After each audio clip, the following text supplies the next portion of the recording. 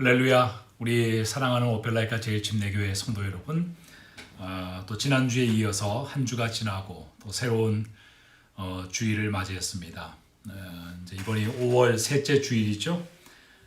저희가 코로나 때문에 함께 모이지 못한 때가 제 기억으로 3월 마지막 주였나 아마 싶습니다. 그래서 그때부터 지금까지 약 한 3개월째 지금 지나고 있는데 시간이 이렇게 지나가는 동안에 제 마음이 점점 우리 성도님들을 직접 이렇게 마주 보면서 또 함께 소통하는 그런 그 선데이 스쿨 그리고 주일 예배 또 함께 찬양하는 그런 그 순간을 점점 더 이렇게 간절하게 이렇게 사모하게 돼요. 물론 우리가 온라인을 통해서도 계속 영적인 소통을 이어가고 있지만 아무래도 함께 만나서 우리가 함께 모여 있는 자리에서 우리가 함께 교제하는 것 그것만큼 더 좋진 않죠.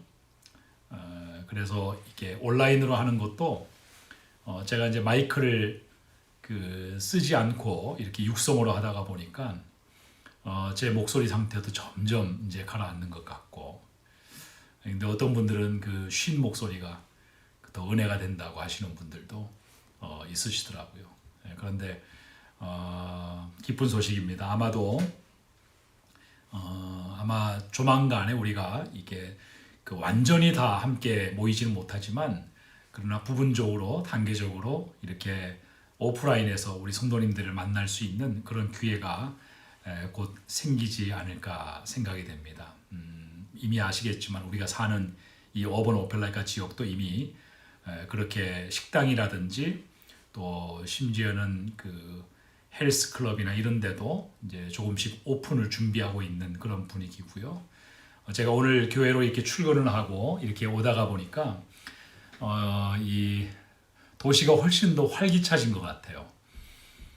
뭐 아직까지 우리가 조심해야 되는 그런 단계지만 그러나 이제 서서히 성도들이 사람들이 이렇게 모이기 시작하면서 도시가 활기를 띠기 시작하고 또 지금 우리 First Baptist Church 오펠라이카 우리 교회도 지금 5월 달부터 8월 달까지를 로드맵으로 해서 어떻게 단계적으로 우리가 할 수 있는 것들을 할 것인가 이런 지침을 지금 만들고 있고 또 제가 주일 예배 시간에도 광고를 드리지만 오늘 우리 목자들 그리고 팀장들 이렇게 모임을 채플에서 갔습니다. 우리가 함께 모이는 이유는 이제 우리도 이제 교회를 오픈하는 일을 미리 준비해야 되기 때문에 그것에 대해서 함께 공유하고 또 우리 교회 전체가 지금 움직이고 있는 그런 상황도 점검하고 또 우리는 또 우리 나름대로 그것을 준비하는 일을 하기 위한 것입니다. 오늘 이렇게 제가 교회 와서 바깥에 나가 보니까요, 이제 졸업식을 학생들이 학교에서 하지를 못하잖아요. 그래서 졸업 축하 그 기념 촬영을 이게 우리 교회에 와서 그 교회 아름다운 건물을 배경으로 가족이 와서 이렇게 기념 촬영을 하고 또 같이 이렇게 축하하는 그런 그 사람들의 모습을 보았습니다. 그래서 조만간에 이제 우리가 함께 이렇게 함께할 날이 이제 머지않았구나 그런 생각을 하게 되었습니다.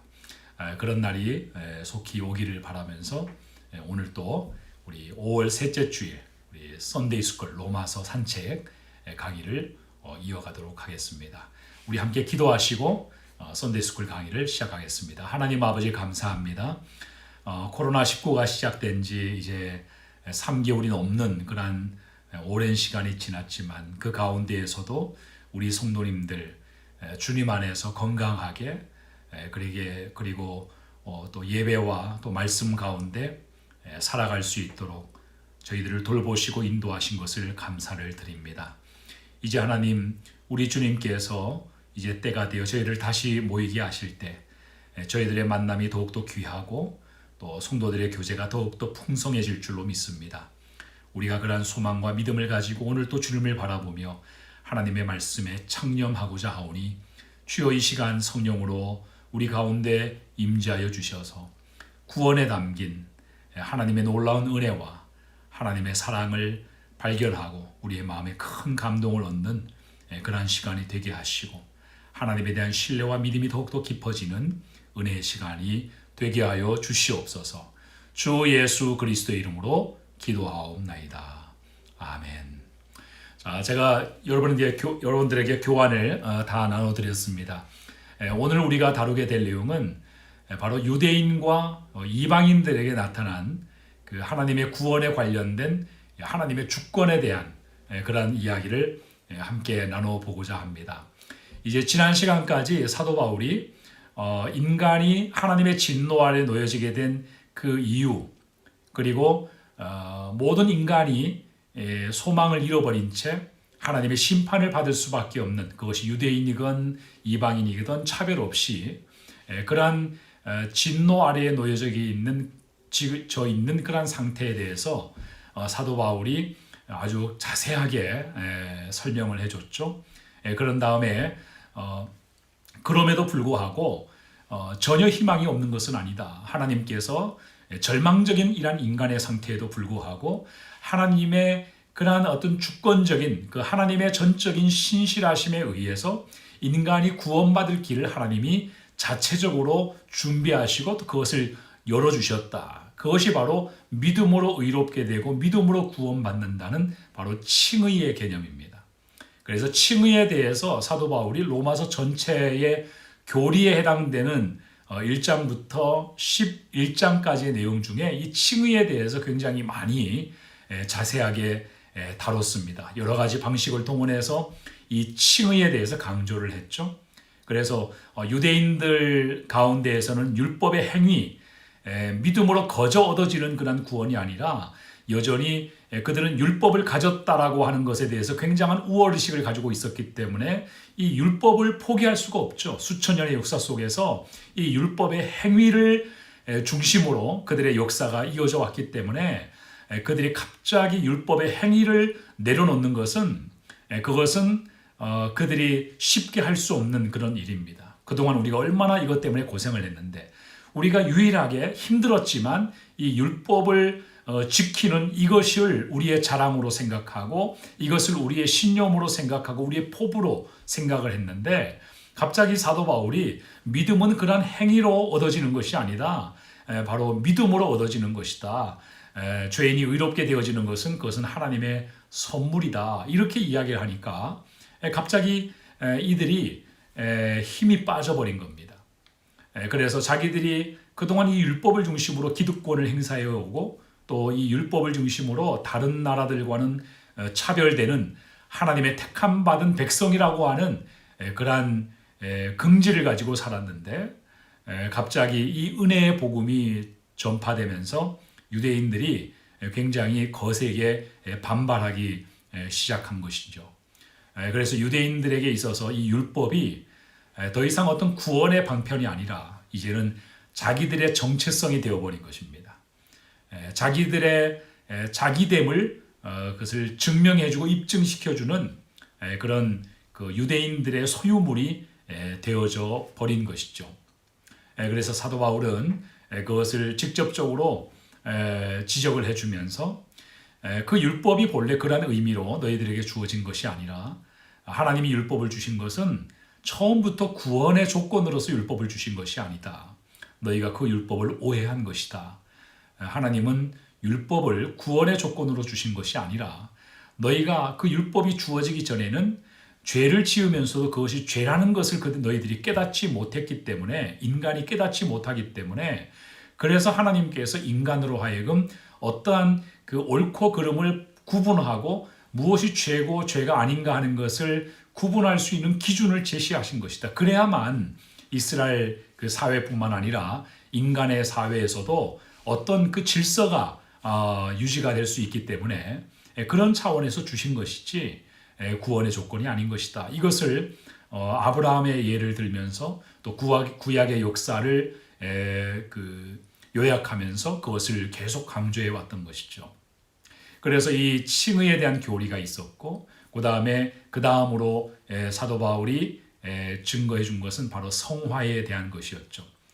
한번 예수를 믿고 구원받은 사람은 이미 의로운 자가 되었기 때문에 과거의 죄도 현재의 죄도 미래의 죄도 하나님 나라에 우리가 들어갈 때까지, 그러니까 다시 말하면 영화로운 몸을 입고 우리가 하나님 나라에 들어갈 때까지 성도들이 그냥 믿음으로 의로워진 그 상태로만 있는 것이 아니라 우리 안에 내주하시는 성령을 통해서 우리가 점점 더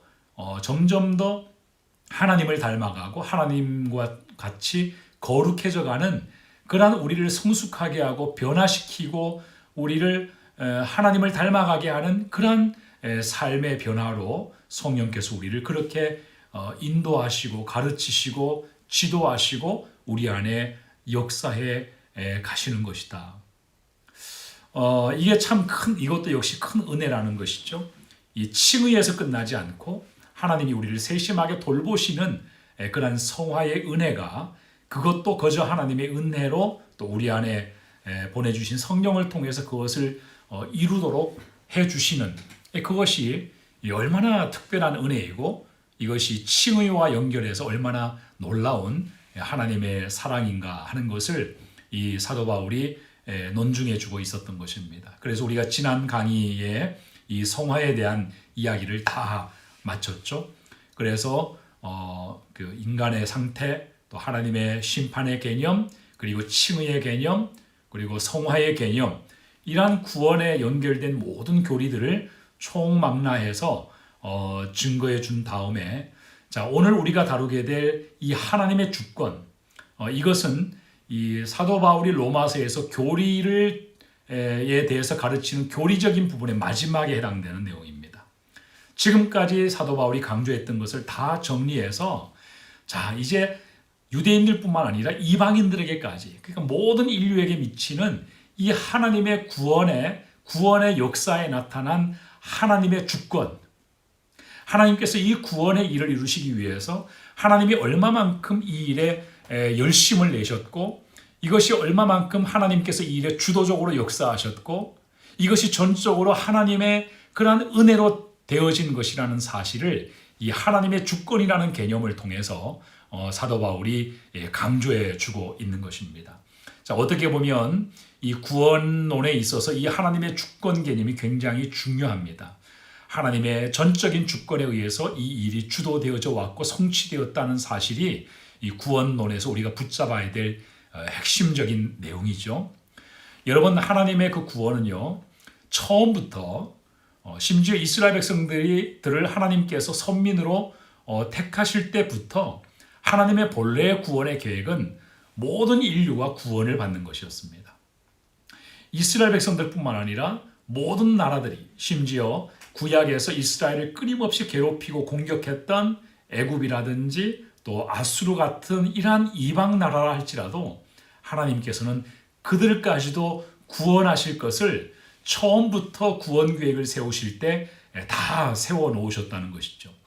그래서 구원하시는 이 하나님의 주권은, 그것은 온 인류에게 미치는, 차별 없이 미치는 하나님의 주권이고 또 하나님의 구원의 계획이었다는 것입니다. 그래서 우리가 이사야서 19장 25절의 말씀을 보게 되면 이 모든 인류에게 미치는 하나님의 구원의 계획, 또 하나님이 모든 인류를, 모든 나라들을 구원하시고 싶어 하시는 것이 하나님의 뜻이라는 것을 보여주는 아주 중요한 구절이 거기에 나타나 있습니다. 자, 거기를 보시면 애굽을 가리켜서 또 아수르를 가리켜서 하나님이 이렇게 말씀하십니다. 내 백성 애굽이여, 그리고 내가 내 손으로 직접 지은 아수르여, 그리고 이스라엘이여, 너희에게 복이 있을지어다. 여러분, 애굽이 어떤 나라입니까? 오랜 역사 속에 이스라엘을 괴롭히고 압제하고 또 통치하던 그러한 그 나라 아니었습니까? 그리고 아수르, 어떤 나라였습니까? 이스라엘을 공격하고 또 노예로 그렇게 사로잡아서 그렇게 괴롭혔던 그런 아주 나쁜 악한 그런 나라 아닙니까? 그런데 하나님께서는 이러한 이방 나라에 대해서 마치 이스라엘 백성들, 자기 백성들에게 하나님께서 축복하시듯이 이 두 나라에 대해서도 하나님이 아주 애정 어린 그런 표현을 써가면서 축복하시는 그런 내용을 우리가 볼 수 있죠. 내 백성 애굽이여, 그리고 내 손으로 지은 아수르여. 그러니까 이 나라의 온 세상의 모든 나라들이 다 하나님의 백성이고 또 하나님의 손으로 지으신 하나님의 소유라는 것입니다. 그래서 이러한 구약에는 이러한 온 열방을 구원하시고자 하는 하나님의 계획과 주권을 보여주는 그러한 대목들이 참 많이 있죠. 그래서 하나님께서 이스라엘 백성들을 선민으로 택하신 것은 그것은 결국 이스라엘만을 위한 것이 아니라 이스라엘을 통해서 온 열방에까지 하나님의 구원이 미치게 하기 위한 그러한 수단으로 하나님께서 삼으신 것이었습니다. 그런데 이스라엘 백성들은 하나님의 그러한 구원의 계획에 대해서마저도 오해를 했죠.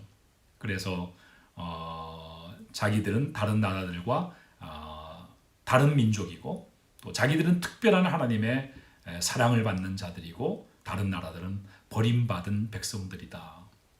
그래서 이방인들을 굉장히 저주하고 또 이방인들을 가까이 하지 않는 그런 전통이 이스라엘 백성들 가운데 있었던 것입니다.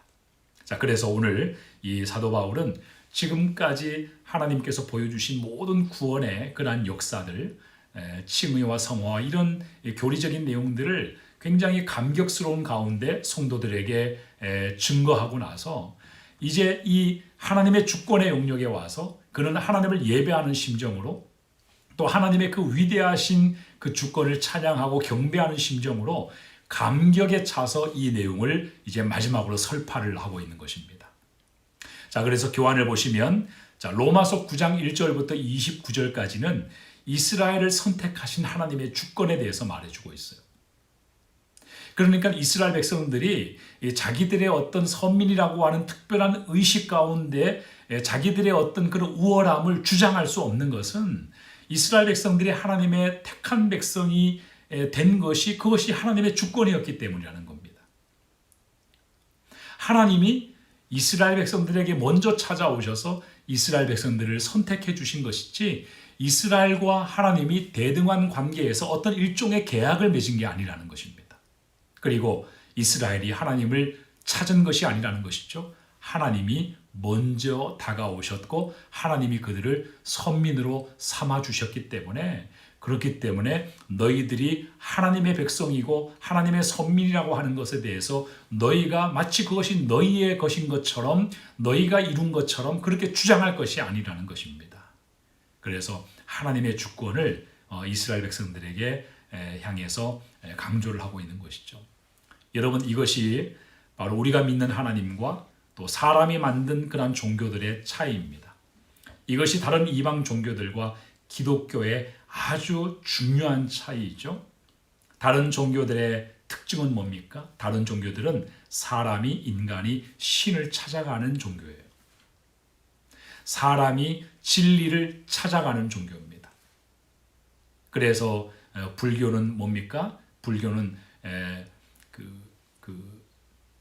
뭐죠? 어떤 그 고행이라든지 또 어떤 의식을 행한다든지 또 이게 나름대로 그들이 신을 찾기 위해서 인간의 노력이 강조가 되는 그런 종교죠. 근데 사실 이 불교라는 종교는 전에도 말씀드렸지만 본래 이 불교의 그 신으로 삼고 있는 그 붓다 석가모니는 자기 스스로는 자기가 신이라고 말한 적이 없어요. 그런데 그를 신으로 만든 것은 사람입니다. 사람들이 그를 신으로 신격화해서 그를 자기의 신으로 삼은 것이죠. 힌두교라든지 또 어떤 이슬람교라든지 이런 다 마찬가지입니다. 모든 세상 종교, 이방 종교, 어떤 무속신앙 이런 것들은 인간이 신을 찾아가는 종교예요. 그러나 기독교는 어떻습니까? 우리가 믿는 하나님은 어떻습니까? 하나님은 우리에게 찾아오시는 것이죠. 기독교는 인간이 하나님께 나아가는 것이 아니라 하나님이 우리를 먼저 찾아오셔서 우리를 만나주시고 또 우리를 존귀하게 해주시고 또 우리를 하나님의 것으로 삼아주신 그러한 종교입니다. 여러분, 이것이 바로 하나님의 주권이에요. 하나님이 우리에게 먼저 다가오셨다. 그래서 하나님이신 예수님께서 인간을 구원하시기 위해서 인간의 모습으로 자기 자신을 낮추지 않으셨습니까? 하나님과 동등된 그러한 하나님이시지만 자기를 하나님으로 그렇게 여기지 않고 인간으로 사시는 동안에 철저하게 인간이 되셔서 인간의 처지와 상태를 그대로 짊어지고 하나님 아버지께 복종하셨던 것입니다. 바로 하나님께서 우리에게 먼저 오신 거예요. 저와 여러분이 얻은 구원도 그것도 하나님이 우리에게 먼저 찾아오신 것입니다. 그것도 그냥 찾아오신 것이 아니라 달려오셨어요. 달려오신 겁니다. 잃어버린 자를 찾아 구원하기를 누구보다도 열망하시는 그 하나님의 열심이 저와 여러분을 먼저 찾아오셔서 하나님의 자녀로 삼아주신 것입니다. 사도 바울이 지금까지 그 율법을 강조하는 이스라엘 백성들의 태도, 유대인들의 그런 태도, 그런 것들을 지적하면서 유대인들이 굉장히 반발심이 일어났겠죠. 그러면 우리가 하나님의 택한 백성이라는 것이 이것이 의미가 없는 것이냐? 그럼 우리는 버림받은 것이냐? 지금까지 우리는 율법의 행위를 구원의 조건으로 삼고 그렇게 살아왔는데 믿음이 하나님의 선물이라면, 그리고 인간이 구원받는 것이 행위가 아니라 하나님의 은혜로 되어지는 것이라면 그러면 우리는 하나님께 버림받은 것이냐? 그렇게 반발할 수가 있죠. 사실 유대인들이 이 복음에 대해서, 그리스도의 복음에 대해서 거세게 반대하고 반발하는 이유가 그거 아닙니까? 자기들의 존재가 의미가 없어지기 때문에. 그 복음에 의하면 자기들은 구원받지 못한 자들이 되기 때문에, 그래서 그거에 대해서 반발하는 겁니다. 그러나 이런 어떤 그 유대인들의 반발심에 대해서 사도 바울은 하나님의 주권을 강조합니다. 자, 그때 교환의 내용을 한번 읽어보시죠. 바울은 하나님의 언약의 대상인 이스라엘의 개념을 정리하면서 이스라엘에 대한 하나님의 구원의 언약이 폐하여진 것이 아니라 성취된 것임을 강조합니다. 자, 유대인들이 자기들의 구원은 이제 그냥 끝난 것이네, 우리는 구원받지 못한 것이네, 이렇게 절망하게 되니까 사도 바울이 하나님의 주권을 들어 말하면서 그렇지 않다는 것입니다. 인간이 구원받고 구원받지 못하고 하는 것은 전적으로 하나님의 주권에 달려 있는 것이기 때문에 이스라엘 백성들을 하나님이 선택하실 때 그것은 이스라엘 백성들을 포함해서 온 인류를 구원하시기 위한 하나님의 계획이니까 거기에도 이스라엘이 포함이 되는 것이다.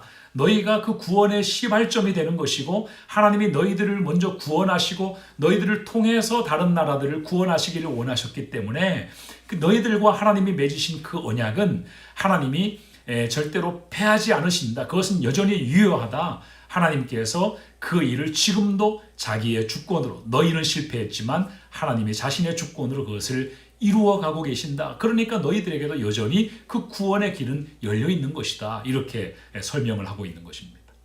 자, 거기에 6절과 7절의 구절을 함께 다 같이 한번 읽어보실까요? 자, 거기 한번 읽어보겠습니다. 그러나 하나님의 말씀이 폐하여진 것 같지 않도다.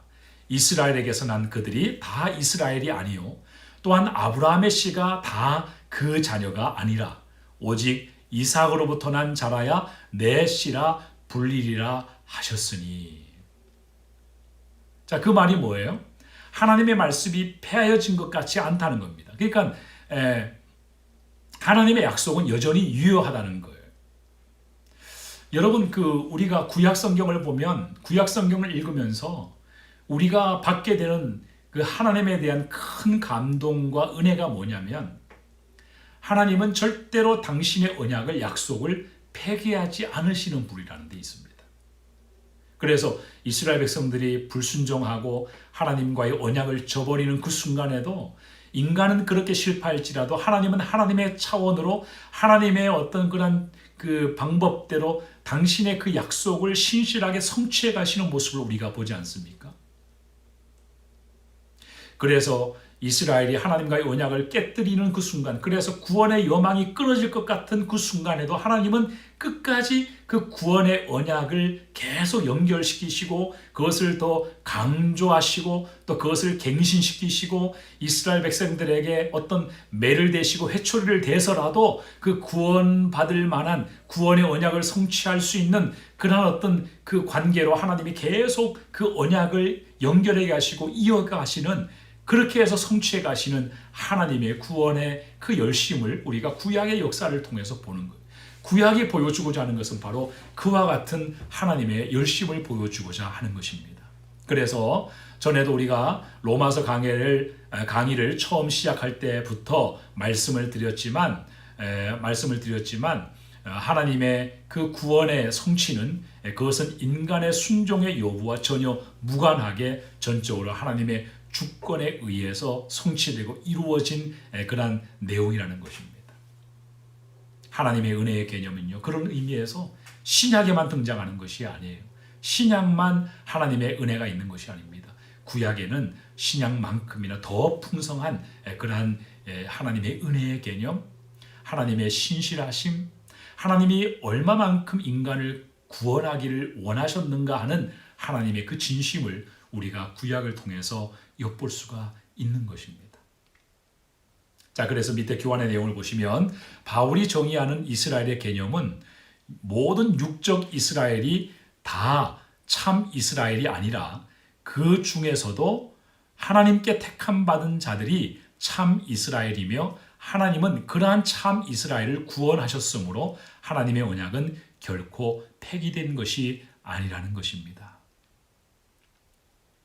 그러니까 이스라엘이 율법의 행위로 구원받지 못한 그런 어떤 절망적인 어떤 상태에 그렇게 버려졌다 이렇게 생각할 수도 있겠지만, 그러나 하나님께서 이스라엘 가운데에서도 그런 구원의 언약을 폐기하지 않고 계속해서 그 구원을 이루신다.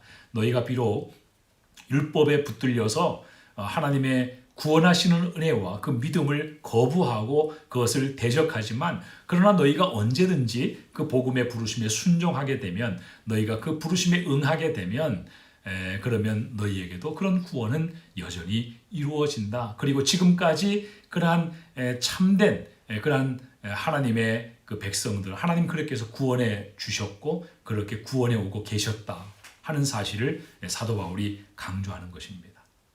자, 그렇기 때문에 이러한 하나님의 구원하시는 그 주권이 이스라엘 백성들 가운데에서 과거에도 있었고 지금도 있었고 앞으로도 있을 것이기 때문에, 그래서 우리가 하나님의 주권에 대해서 우리가 이거에 대해서 시비할 수가 없다.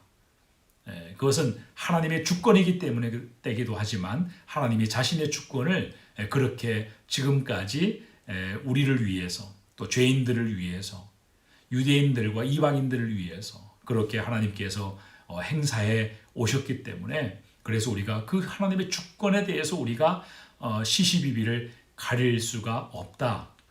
그게 바로 두 번째 내용이죠. 14절부터 23절까지 내용입니다. 하나님의 주권적인 선택에 대해서 인간이 시비할 수 없다.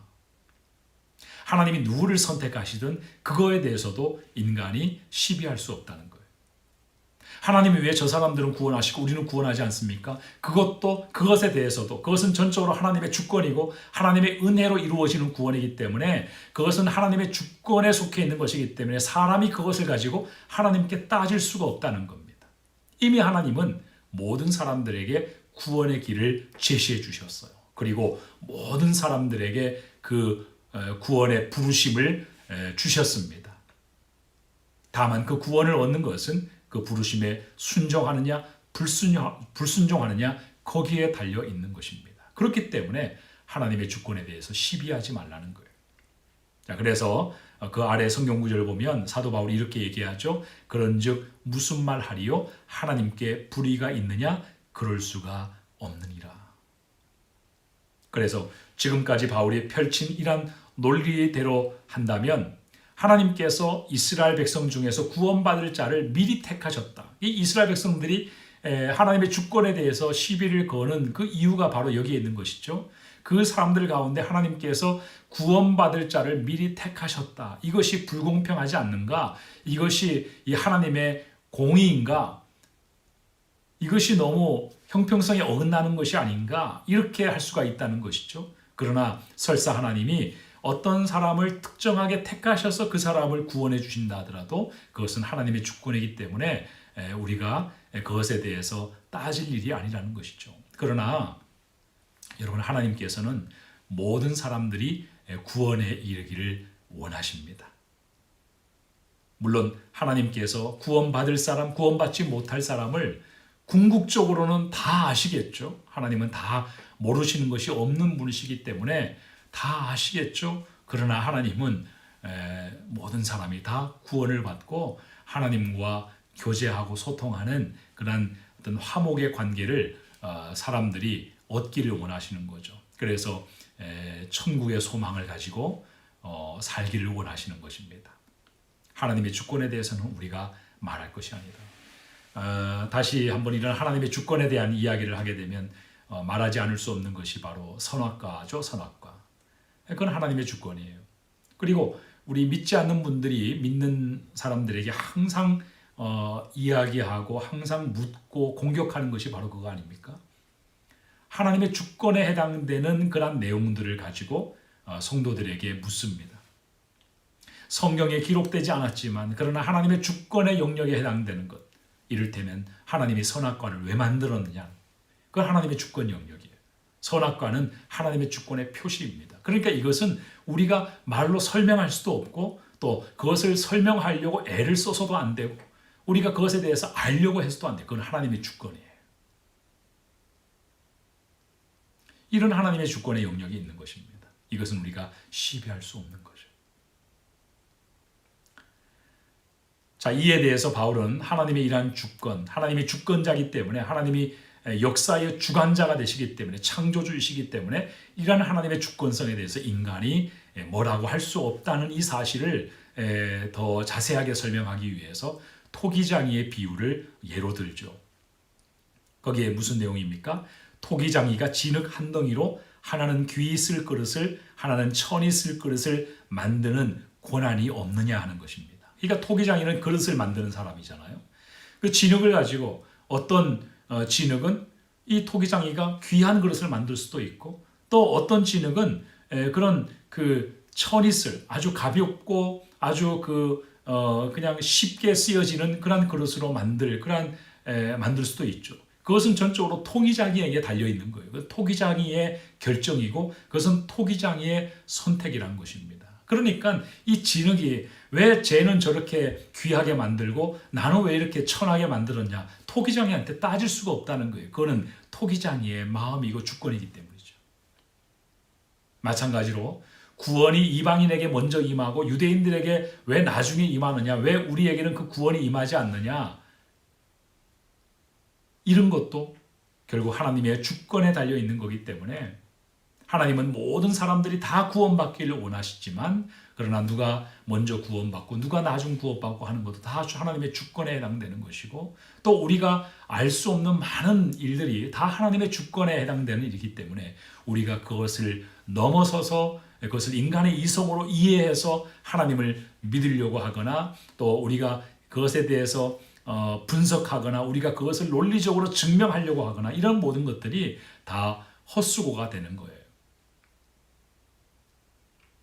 토기장이의 비유를 들어서 바울이 이야기하고자 하는 바는 하나님의 선택의 주권은 절대적인 것이기 때문에 인간 편에서 결코 시비할 수 없음을 논증하고 있는 것이죠. 그것은 우리가 논할 바가 아닌 것입니다.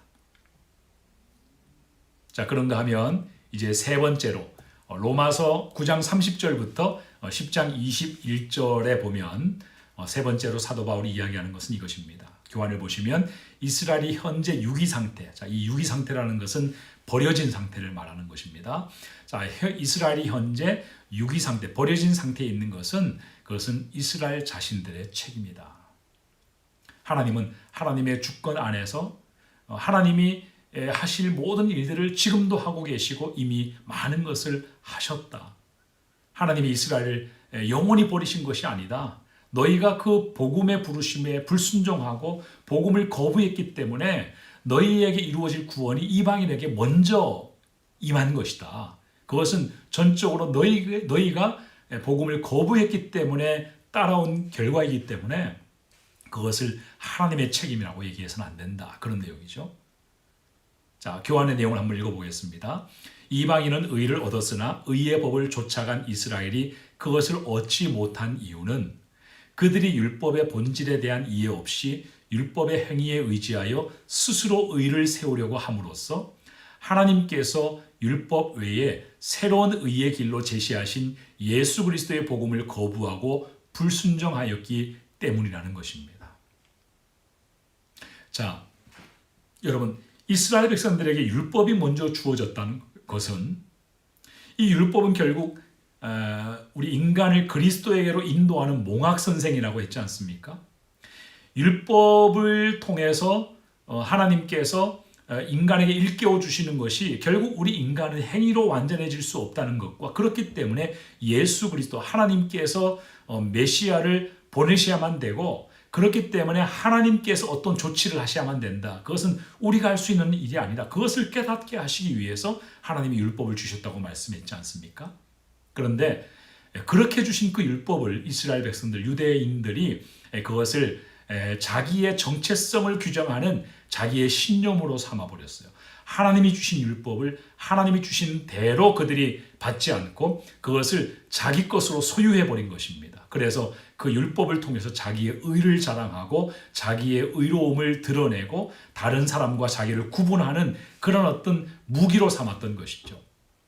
그것을 말하는 것입니다. 그래서 로마서 10장 2절에서 4절까지의 말씀을 보면 뭐라고 얘기합니까? 내가 증언하노니 저희가 하나님께 열심히 있으나 올바른 지식을 따른 것이 아니니라. 자, 하나님에 대한 열심이 있는데 그것은 올바른 열심이 아니라는 거예요. 진짜 하나님이 주신 그 율법의 정신을 따라서 한 것이 아니라는 것입니다. 하나님에 대해서 열심히 있는 것은 겉으로 보여지는 그런 행위로 열심히 있어 보이긴 하지만 그 열심이 하나님께로부터 온 것이 아니고 하나님과 무관한 것이라는 것이죠. 그것이 하나님을 위한 것이 아니라 자기를 위한 열심이었다는 것입니다. 자기를 위해서 그렇게 하나님께 대해서 열심히 있는 것처럼 그렇게 살았다는 거예요. 그 올바른 지식이 아니라는 것이죠. 그리고 이어지는 내용 보면 하나님의 의를 모르고 자기의 의를 세우려 힘써 율법을 준행함에 있어서 하나님의 의에는 관심이 없고 자기 의를 세우는 데에만 관심이 있었다는 겁니다. 그리고 하나님의 의를 복종하지 아니하였느니라. 하나님의 의가 무엇이고 하나님의 의의 기준이 무엇인가를 따라 그 의에 자기의 의를 복종시키는 그러한 삶을 살았어야만 됐는데 그들은 하나님의 의를 나타내시는 그 율법을 오히려 자기의 의를 위한 도구로 오용했다는 것입니다. 남용했다는 것이죠. 그리고 마지막 구절에 그리스도는 모든 믿는 자에게 의를 이루기 위하여 율법의 마침이 되시니라. 예수 그리스도를 통해서 모든 믿는 자들에게 주시는 그 의는 예수 그리스도가 십자가 위에서 율법의 모든 요구를 다 완성하신 그 의입니다. 그 의가 하나님의 은혜로 주어졌음에도 불구하고 그 의를 그들이 거부했다는 거예요. 유대인들이. 무엇 때문에? 자기의 율법의 행위로 말미암는 그 의 때문에 자기의 그 신념을 지키려고 자기의 의로움, 자기 스스로 자기가 의로웠다는 그런 어떤 그 흔적을 지우고 싶지 않아서. 여러분, 우리가 이 유대인들처럼 복음에 대해서 우리가 잘못된 지식을 가지고 신앙생활을 하다 보면 바로 이런 결과가 나타날 수가 있습니다. 정말 복음 안에서 건강한 신앙인지 그렇지 않은지 또 하나님 사도 바울이 유대인들에게 지적하고 있는 것처럼 하나님께 대한 그 열심이 정말 그들이 올바른 그 복음의 기초에서 나타낸 열심인지 정말 성령 안에서 성령을 통해서 그들이 나타내는 열심인지 아니면 자기의 의를 위한 것이고 여전히 육신적인 동기를 가지고 신앙생활을 하는 것인지 그것을 구분하는 가장 중요한 표지와 열매가 바로 이것 아닙니까? 하나님의 의가 드러나느냐 자기의 의가 드러나느냐 하는 거예요. 여러분, 우리가 정말 우리가 죄인이라는 사실을 인정하고 깨닫고 있다면 정말 우리는 하나님 앞에서 무능한 자들이고 우리가 구원받은 것은 전적인 하나님의 은혜요 주권으로 되어진 것을 우리가 진정으로 믿는 자들이라면 우리는 겸손해질 수밖에 없는 것입니다. 빚진 자 의식, 종된 자 의식을 가질 수밖에 없어요. 사도 바울처럼 내 안에 사는 것은 그리스도니 이제는 내가 사는 것이 아니다. 이렇게 고백하는 것이 실제 삶의 모습으로, 성품으로, 인격으로, 그리고 다른 사람들과 관계하고 대하는 그런 태도와 신앙생활하는 그런 방식에서 나타나게 되는 거예요. 우리의 신앙생활이 자기 열심이 되어서는 안 됩니다. 그래서 우리는 끊임없이 이 복음의 진리에 복종하는 그러한 삶을 살아야만 돼요. 자, 그래서 사도 바울이 유대인들에게 이와 같은 내용을 이야기하면서 9절부터 10절까지를 보면 이렇게 말합니다. 내가 만일 내 입으로 예수를 주로 시인하며 또 하나님께서 그를 죽은 자 가운데에서 살리신 것을 내 마음에 믿으면 구원을 얻으리라. 너희가 구원받는 것은 어려운 일이 아니다. 그동안 그들이 율법의 행위를 너희들이 중요하게 생각하고 그것을 구원의 조건으로 생각하는 너희들의 고집과 신념을 내려놓고 너희가 너희의 입술로 예수를 주라고 신하면 되고 그리고 내 마음으로 예수 그리스도를 하나님께서 죽은 자 가운데에서 다시 살려내신 것을 그것을 마음으로 믿기만 하면 된다. 그러면 너희도 구원을 얻을 것이야. 사람이 마음으로 믿어서 의에 이르고 입으로 신함으로 구원에 이르게 되는 것이다. 그것이 하나님이 준비하신 구원이야. 너희가 그것만 하면 되는데 그것조차도 하지 않고 그 복음의 부르심에 순종하지 않으면서 우리는 율법을 가졌는데 우리는 율법에 대해서 그동안 그렇게 열심히 살았는데 왜 우리가 그렇게 버려져야만 되느냐 이렇게 원망하는 것은 그것은 옳지 않은 일이다. 그것은 합당하지 않다. 여러분, 우리가 구원받는 것은 결코 어려운 일이 아닙니다. 믿지 않는 자들이 구원받는 것 결코 어려운 일이 아니에요. 하나님께서는 이 구원의 방법을 굉장히 단순화시켜 주셨어요. 이게 얼마나 감사한 건지 몰라요. 만약에 하나님께서 여전히 우리에게 너희의 어떤 행위에 따라서 너희의 행위에 의해서 너희들의 선한 행실로 그거에 의해서 너희들의 구원이 결정될 것이다. 하나님이 그렇게 뜻을 정하셨다면 우리의 인생은 얼마나 불행할 수밖에 없습니까? 오히려 하나님을 믿는 것 자체가 우리에게는 큰 짐이 되고 그것이 무거운 부담이 되고 오히려 세상 사람, 하나님을 알지 못하는 세상 사람들보다 우리가 더욱더 괴로운 사람들로 살아야만 되었을 것입니다. 그러나 하나님께서는 인간의 연약함을 아시고 인간이 스스로 자기의 죄에 대한 책임을 질 수 없을 뿐만 아니라 인간이 하나님이 원하시는 구원의 조건, 의의 기준에 도달할 수 없는 그런 연약한 인생들임을 하나님이 아시기 때문에 하나님께서는 쉽고 그리고 누구나가 구원에 이를 수 있는 그런 길을 열어 놓으신 것입니다. 그리고 믿는 것조차도 그것도 전적으로 하나님이 하셨어요. 하나님께서 우리 마음속에 믿는 마음을 넣어주신 것입니다. 그래서 믿게 된 것이죠. 그래서 저는 우리 시대의 불신자들, 하나님을 믿지 않는 분들에게 항상 이렇게 당부를 드리고 싶습니다. 여러분이 믿어서, 여러분이 이해해서, 여러분이 검증해서 하나님을 믿으려고 하지 마십시오. 그것은 어리석은 일이에요. 우리가 하나님을 다 이해하고 믿는다는 것은 불가능한 일입니다. 그냥 우리의 입술로 예수 그리스도가 십자가 위에서 우리의 죄를 대신하여 죽으시고 다시 3일 만에 부활하셔서 우리와 연합하여 우리로 하여금 하나님께 대하여 사는 자로 우리를 삼아주셨다는 이 사실, 예수 그리스도 안에서 하나님이 행하신 구원의 이 놀라운 역사, 이 사건을 여러분이 인정하기만 하면 돼요. 입술로 그것을 시인하면 됩니다. 그것이 진리인 것을 알고 그것을 여러분이 시인하고 인정하면 됩니다. 그리고 마음으로 그분을 믿고 앞으로의 삶을 그분께 맡기기만 하면 되는 거예요.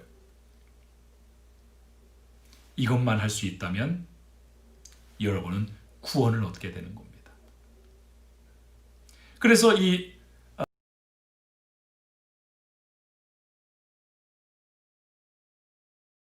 실패했다고 해서 절망하지 말아라. 너희가 지금이라도 예수님을 시인하고 마음으로 믿으면 구원에 이를 수 있는 것이다. 그렇게 이야기하고 있는 것입니다. 그래서 교환을 보시면 바울은 하나님의 구원의 복음은 온 땅에 전파되었을 뿐만 아니라 결코 듣고 이해할 수 없는 어려운 것이 아니므로 이스라엘이 그들 자신의 불순종에 대하여 핑계할 수 없음을 지적하고 있는 것이다. 여러분, 이것은 지금 현재 우리에게도 마찬가지. 한번 생각해 보십시오. 일단 예수 이름을 믿어서 우리가 구원을 받았습니다. 그런데 구원받은 이후에 자, 이제 너희들을 구원해 줬으니까, 지금까지 지은 모든 죄를 다 용서해 줬으니까, 자, 지금부터 너희가 새롭게 이제 시작해라. 지금부터는 정말로 너희가 선하게 살아라. 너희가 정말 나에 대한 의무를 다 감당하며 살아라. 이제 새롭게 되었으니까 그 이후에 너희가 어떻게 사느냐에 따라 너희들의 구원이 결정될 것이다. 만약에 하나님이 이렇게 뜻을 정하셨다면 어떻게 되었을까요? 그건 역시 우리에게 불행한 일이 아닙니까? 그건 역시 우리에게 어려운 일 아닙니까? 저는 그것을 생각하면 너무나 감격이에요. 너무나 감사해요. 하나님의 사랑이 이처럼 인간을 돌보시고 이처럼 인간을 생각해 주시는 그 하나님의 마음이 얼마나 깊고 우리가 이것을 어떻게 헤아릴 수 있겠는가? 헤아릴 수가 없죠.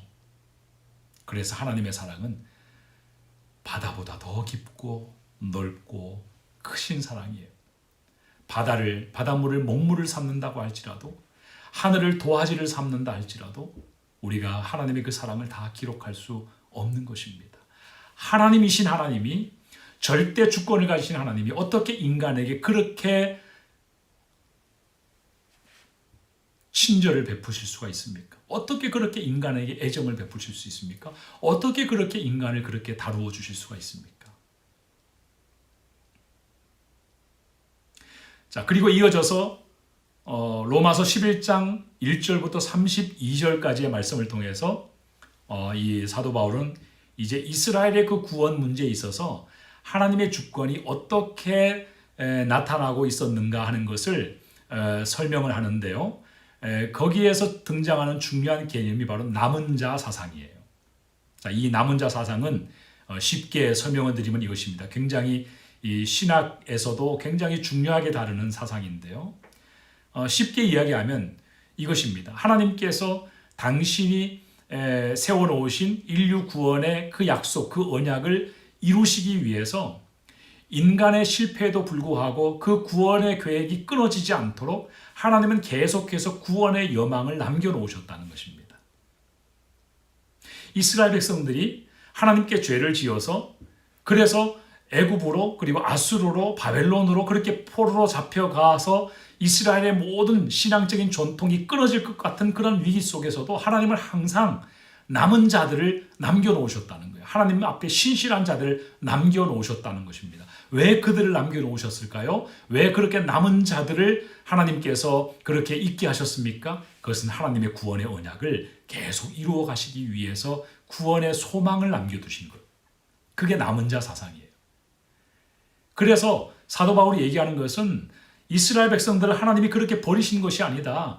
너희들에 대한 그 너희들에 대한 그 언약이 너희들의 실수와 너희들의 불순종으로 인해서 이미 끊어질 것만 같았어도, 그러나 나는 항상 너희 가운데에서 어떤 사람들을 남겨두었다. 신실한 사람들을 남겨두었다. 그것은 너희들을 통한, 너희들을 향한 나의 구원의 의지를 계속해서 이어가기 위한 것이다. 그것이 남은 자 사상이에요.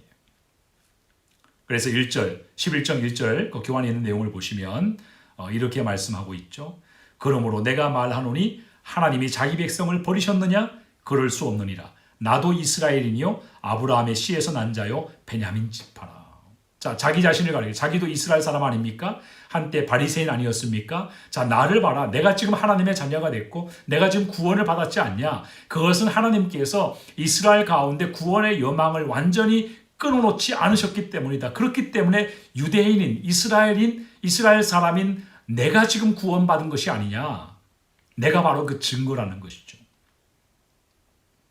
하나님께서 엘리야 시대에 바알에게 무릎을 꿇지 않은 7천인의 그러한 사람들을 남겨두신 것처럼 이스라엘이 다 불신으로 달려가는 것처럼 보이는 그런 현재에도 은혜로 택하신 사람들을 남겨놓으셔서 그 남은 사람들을 통해서 이스라엘 전체가 주님 앞에 돌아올 수 있는 그런 길을 열어놓으셨다는 것입니다.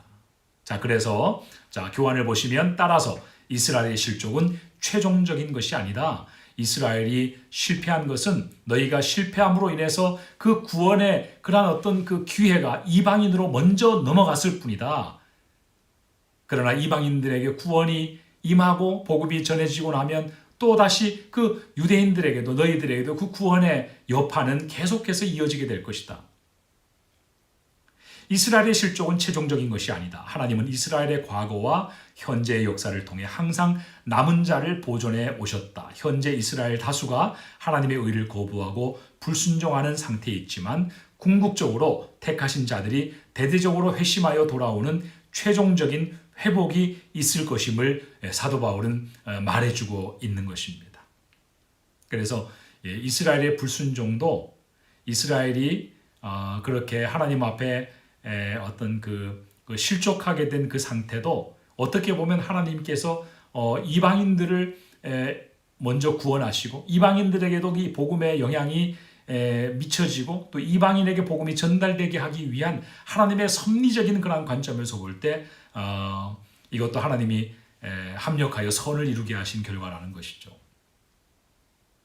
너희들의 불순종이 오히려 이방인들에게 복음이 전달되는 그런 수단이 되었으니까 이방인들에게도 복음이 전달되는 그런 기회가 되었으니까 그것이 하나님의 어떤 선하신 그런 섭리 가운데서 되어진 것이라는 것이죠. 그래서 로마서 11장 13절부터 24절까지의 내용은 이제 이 사도 바울이 이방인들이 이스라엘의 실족으로 인해서 자랑하지 말아야 될 이유를 말합니다. 자, 이것이 무슨 말이냐면요. 자, 유대인들이 구원받을 그 기회를 놓쳐버렸죠. 그래서 그 유대인들의 불순종으로 인해서 구원의 기회가 이방인들에게 넘어갔습니다. 그래서 이방인들의 마음속에 이스라엘 백성들을 업신여기는 마음이 생길 수가 있다는 거죠. 너희가 먼저 하나님의 택한 백성이라고 그렇게 자랑하더니 구원이 우리에게 먼저 왔어. 내가 먼저 하나님의 자녀가 되었어. 그러면서 이스라엘을 무시할 수가 있다는 것입니다. 그래서 이번에는 사도 바울이 그러한 이방인들에게 경고하는 것이죠. 그것을 자랑하지 마라. 그것은 하나님의 주권으로 된 것이고 너희에게 구원이 임한 것이 하나님의 은혜이기 때문에 그것은 너희가 자랑할 것이 아니다. 그것을 자랑하지 말라라고 하는 것이죠. 사실 이 유대인들이 굉장히 힘들어하고 있는 것은 바로 이 부분 때문이죠. 이방인들이 자기들을 뭐라고 생각하겠냐는 거예요. 먼저 하나님의 택한 백성이 되었는데 이런 구원도 못 받고 그 구원이 자기들에게 갔기 때문에 이방인들이 유대인들을 얼마나 우습게 생각하겠냐는 거죠.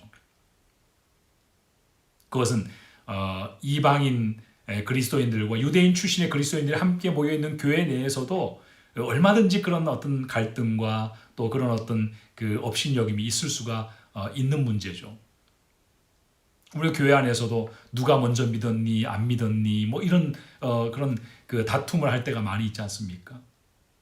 같은 믿음의 식구이면서도 서로 어떤 자기의 신앙의 우월함, 자기의 신앙의 경험을 가지고 누가 누구보다 더 낫고 이런 어떤 서로 비교하는 비교 의식들이 이 교회 안에서도 존재하지 않습니까? 그것이 무의미하다는 거예요. 그렇게 하지 말라는 겁니다.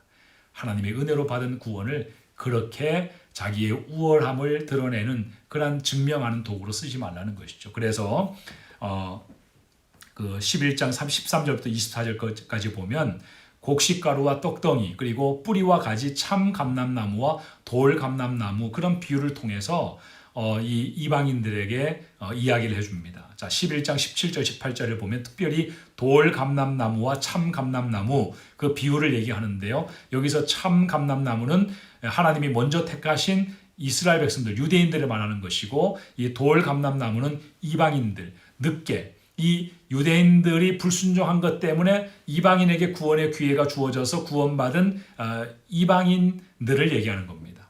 자, 그래서 거기에 뭐라고 얘기하냐면 그 내용 중에 돌 감람나무인 내가 그들 중에 접붙임이 되어 참 감람나무 뿌리의 진액을 함께 받는 자 되었은즉 그 가지들을 향해서 자랑하지 말라. 자랑할지라도 내가 뿌리를 보존한 것이 아니요 뿌리가 너를 보존하는 것이니라. 그렇게 유대인들보다 자기들에게 구원이 먼저 왔다고 그것을 유대인들을 향해서 자랑하지 말라는 거예요. 유대인들을 업신여기지 말라는 것입니다. 그것은 마치 구원을 자기가 얻은 것처럼 자기에게서부터 비롯된 것인 것처럼 주장하는 것과 같다는 것이죠. 너희가 그렇게 자랑한다고 해서 너희들의 그 자랑이 너희들의 구원을 증명해 주는 것이 아니라 바로 하나님의 주권적인 그 은혜가 너희들의 구원을 이룬 것이고 그 구원을 보존하는 것이기 때문에 너희가 자랑할 것이 아니라고 하는 것입니다. 그래서 마지막으로 이제 11장 33절 36절의 내용을 보시면 이제 이 사도 바울이 이 모든 내용들을 다 정리하고 나서 마지막 이 교리를 다루고 있는 이 마지막 부분에서 하나님의 주권에 대한 감격의 찬양을 하나님 앞에 올려드립니다. 인류의 모든 역사 속에 나타난 하나님의 그 구원의 경륜에 대해 나타난 하나님의 그 신실하심, 그리고 하나님의 지혜, 이렇게 인간을 구원하신 하나님의 그 놀라운 지혜, 사람이 표현할 수도 없고 그것을 설명할 수도 없고 분석할 수도 없는 하나님의 깊고 심오한 하나님의 지혜, 우리를 구원에 이르게 한 그 하나님의 지혜, 모든 인류를, 타락한 인류를 다시 하나님의 것으로 삼아주시는 그 하나님의 지혜와 지식에 대해서 감탄하면서 하나님 앞에 찬양을 올려드립니다. 여러분, 이러한 바울의 찬양이 늘 구원의 감격을 가지고 살아가는 성도들에게서 일어나야 될 찬양이에요. 자, 거기에 뭐라고 찬양합니까? 깊도다 하나님의 지혜와 지식의 부요함이요 그의 판단은 헤아리지 못할 것이며 그의 길은 찾지 못할 것이로다. 누가 주의 마음을 알았느냐? 누가 그의 모사가 되었느냐? 누가 주께 먼저 드려서 갚으심을 받겠느냐?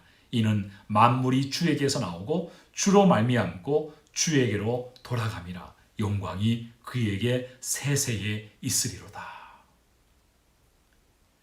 그 하나님의 헤아릴 수 없는 그 지혜의 그 풍성함, 인간을 구원하시고자 계획하신 그 하나님의 그 지식의 부요함, 그 지식의 부요함이 바로 저와 여러분을 구원하시기 위해서 하나님이 나타내신, 하나님이 발휘하신 하나님의 지혜예요. 그것은 우리가 표현할 수 없는 것입니다. 사도 바울이 로마서 전체를 통해서 이와 같은 진리를 그렇게 피력하고 있고 성경 전체에 그것을 다 담아놓았지만 성경 전체로도 부족합니다. 우리가 그 하나님의 주권적인 사랑을 다 헤아릴 수가 없어요. 그러니까 인간이 이해해서 하나님을 믿겠다는 것이 얼마나 어리석은 것입니까? 그것은 불가능한 일이에요. 그런데 세상 사람들이 이해하려고 해도 믿어지지 않는 그 하나님을 하나님께서는 여러분에게 먼저 찾아오셔서 여러분 안에 그 믿음을 심어주시고 그래서 하나님의 자녀가 되어 구원받게 하신 이것이 얼마나 놀라운 은혜이고 감격입니까? 우리가 바이블 타임을 통해서 신구약 전체를 우리가 계속 묵상하고 읽고 있는데요.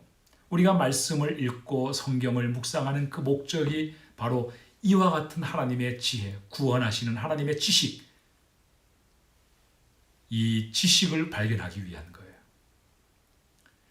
하나님이 어떠한 열심으로, 어떠한 사랑으로 저와 여러분을 구원하셨는지 그 하나님의 성품, 그 하나님의 마음을 발견하는 것이 그것이 우리가 성경을 읽는 이유인 것입니다. 거기에서 하나님의 영광을 발견하고 우리는 바울처럼 하나님께 이 모든 영광이 세세무궁토록 오직 하나님께 있습니다. 구원하심이 하나님께 있습니다. 우리를 구원하신, 나를 구원하신 그 하나님의 생각이 전적으로 옳습니다. 하나님은 참되십니다. 하나님은 옳으십니다. 하나님은 신실하십니다. 하나님은 놀라우신 분입니다. 오늘 이 교리적인 부분을 마치면서 여러분한테 이와 같은 감격, 구원에 대한 감사의 고백을 하나님 앞에 올려드리시는 여러분 되시기를 주님의 이름으로 축원합니다. 그리고 그런 감격을 우리의 마음속에 품고 있는 것만 가지고도 부족해요. 이 하나님의 사랑에 대한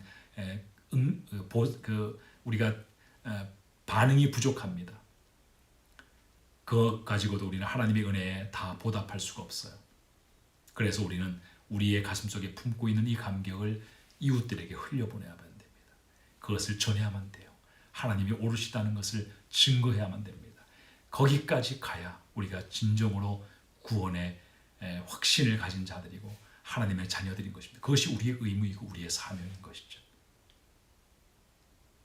그래서 예수님이 다시 오시는 그 재림의 날 때까지 우리가 우리의 생활에도 열심을 다해야 되겠지만 그리스도의 제자로서 하나님의 은혜를 먼저 얻은 자로서 이웃들에게 복음을 전하는 일을 열심히 잘 해야만 되는 것이죠. 그럴 때 우리가 천국 갈 때 천국에 들어가는 그 순간이 기쁨이 되고 감격이 될 거예요. 물론 그냥 들어가는 것만으로도 그 입성하는 것 자체가 영광이지만 그러나 우리는 그런 일을 잘하고 그 구원의 복음을 증거하는 일을 잘하고 그것이 하나님의 뜻이기 때문에 그것이 하나님이 우리에게 부탁하신 것이기 때문에 우리가 그 부탁하신 일을 잘 감당하면서 살 때 우리는 그 나라를 더 사모하게 되는 거예요. 그 나라를 더 기다리게 되는 것입니다. 주님을 만나는 날을 더 바라보게 되는 거예요. 그래서 우리 안에 소망이 넘쳐나게 되는 거죠. 오늘 이 말씀을 또 지금까지 다룬 모든 구원에 그러한 관련된 그러한 진리들을 묵상하면서 이 구원의 기쁨과 감격이 여러분과 여러분의 가정에 가득 넘쳐나시기를 주님의 이름으로 축원합니다. 기도하겠습니다. 전능하신 아버지 하나님 감사합니다. 저희가 아무것도 아니지만 우리 인간의 실패에도 불구하고 하나님은 전적인 당신의 은혜와 전적인 당신의 사랑과 주권으로서 우리를 구원하여 주셔서 이렇게 하나님의 자녀가 되게 하시고 영원한 하나님의 나라를 소망 삼고 살아갈 수 있도록 저희들을 구원하여 주신 것을 감사를 드립니다. 오 하나님, 이러한 구원의 모든 교리들을 증거하면서 사도 바울이 오늘 11장 말씀 마지막 부분에 하나님 앞에 경배드리듯이 오늘도 우리도 하나님 이 사도 바울처럼 구원의 감격과 기쁨을 가지고 하나님을 높여드리고 하나님께 영광을 돌려드리는 저희가 되게 하여 주옵소서. 그리고 그러한 감격을 우리의 마음속에 끌어안고 우리의 마음속에 담아만 놓고 살아가는 것이 아니라 이 복음을 증거하고 많은 사람들에게 알려서 보다 많은 사람들이 구원을 얻게 되도록, 그래서 하나님의 영광이 드러날 수 있도록 복되게 쓰임받는 저희 모두가 되게 하여 주옵소서. 우리 오펠라이카 제일 침례교회 성도들은 복음을 전하는 일을 잘하는 성도들이 되게 하시고, 그래서 우리 교회를 통하여 이 지역에 믿지 않은 영혼들 구원하는 그러한 방주와 같은 주님의 건강한 교회, 하나님이 기뻐하시는 교회가 될 수 있도록 하나님 역사하여 주시옵소서. 주 예수 그리스도의 이름으로 기도하옵나이다. 아멘. 수고하셨습니다. 오늘도 예배에 승리하시기 바랍니다.